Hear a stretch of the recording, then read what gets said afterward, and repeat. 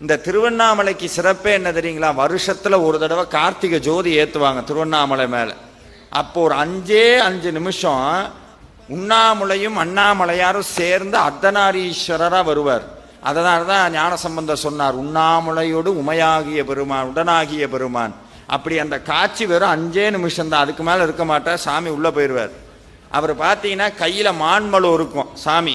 அந்த நீங்க பூஜை முடிஞ்சோடனே அதை நல்லா குறிப்பு எடுத்துக்கிட்டு நீங்க அந்த என்ன பண்ணணும் அப்படின்னா, அந்த நெட்ல அடிச்சிங்கன்னு வைங்களேன், திருவண்ணாமலை அர்த்தநாரீஸ்வரர்னா அந்த படம் வரும்.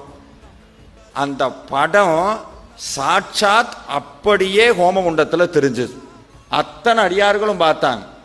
அது அதிசயம் இல்லை, அந்த சாமிக்கு கீழே அருணகிரிநாதர் சப்பனம் கொட்டி உட்கார்ந்து பூவெடுத்து போடுற காட்சி வந்திருக்கு தீயில.